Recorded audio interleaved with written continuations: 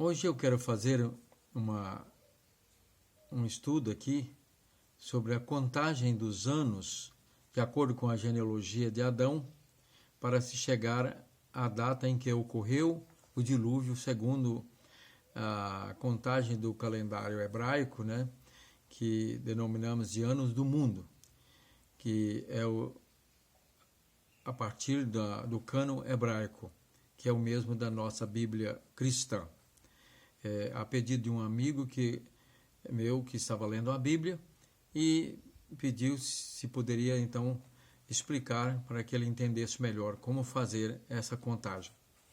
As referências para conferir estão em Gênesis capítulo 5, versículo 1 ao 32, capítulo 11, 10 a 31, capítulo 12, versículo 1 ao 5 e capítulo 15, versículo 5 e depois do 13 ao 16.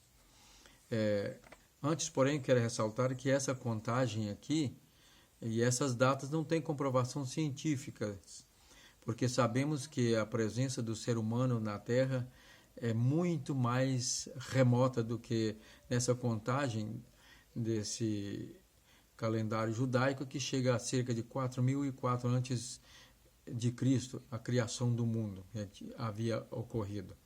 Na verdade, nós temos aqui que são verdades de sentido pedagógico para a nossa edificação espiritual.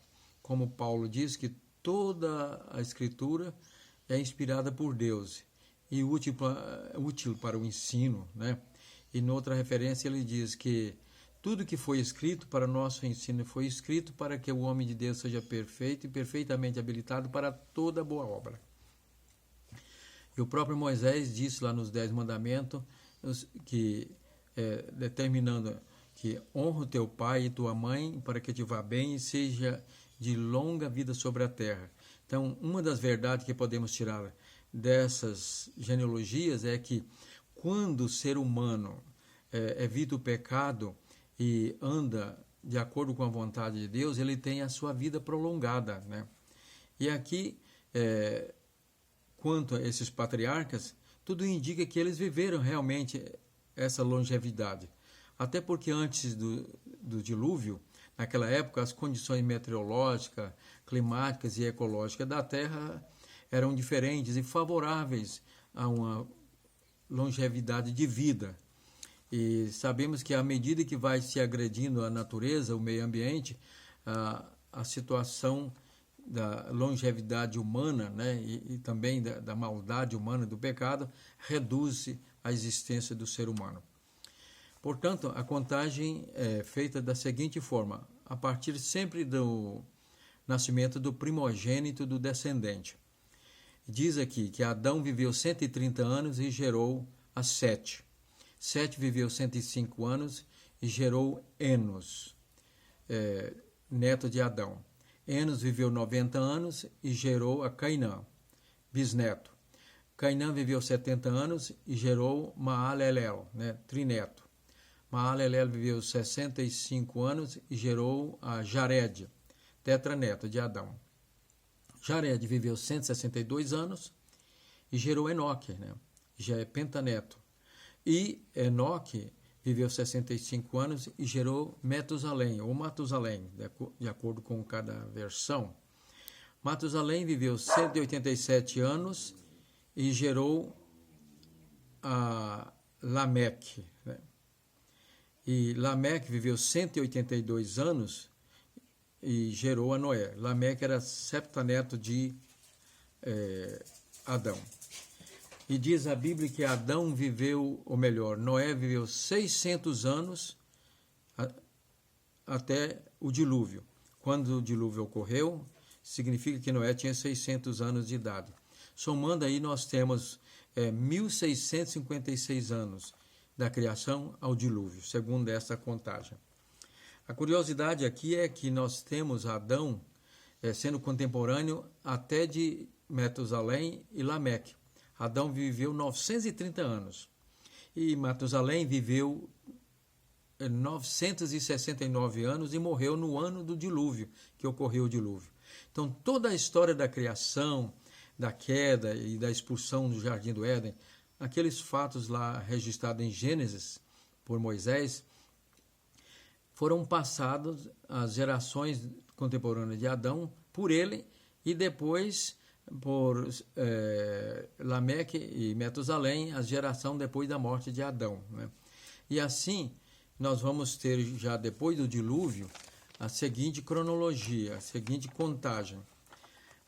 Noé viveu ainda 350 anos depois do dilúvio e Sem viveu 500 anos depois do dilúvio. Aqui nós temos então, Sem gerou Arfaxade 2 anos depois do dilúvio.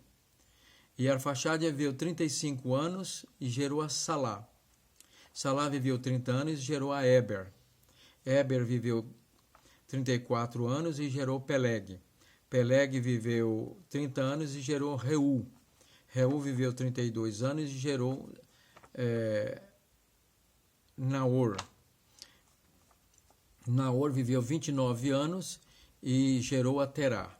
Terá tinha 130 anos quando gerou Abraão, né?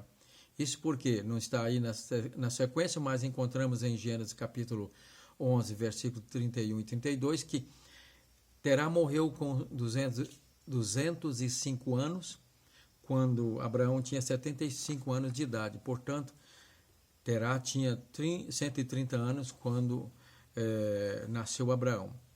E Abraão tinha 100 anos de idade quando nasceu Isaac, né? E Isaac tinha 60 anos quando nasceu Jacó. E vamos terminar com a idade de Jacó, quando tinha 130 anos, na época em que desceu para o Egito. A curiosidade que nós temos aqui nessa parte depois do dilúvio é que Terá nasceu no ano 222 depois do dilúvio. Portanto, ele foi contemporâneo, isto é, falou com Noé durante 128 anos. Ouviu toda a história de antes do dilúvio, durante o dilúvio e depois do dilúvio, contada por Noé durante 128 anos. Abraão nasceu em 352 anos depois do dilúvio, 2 anos depois da morte de Noé. Mas como Sem viveu 500 anos depois do dilúvio, então Abraão foi contemporâneo de Sem por 148 anos, ouvindo a história da criação e do dilúvio, depois do dilúvio, por Sem durante 148 anos. Como Isaac nasceu no ano 450 depois do dilúvio, foi contemporâneo de Sem 50 anos. Isto mostra que toda a história antediluviana e pós-diluviana foi passada tradicionalmente, pela tradição oral, pelos patriarcas, até Isaac. Isaac ouviu de Sem por cerca de 50 anos. Assim temos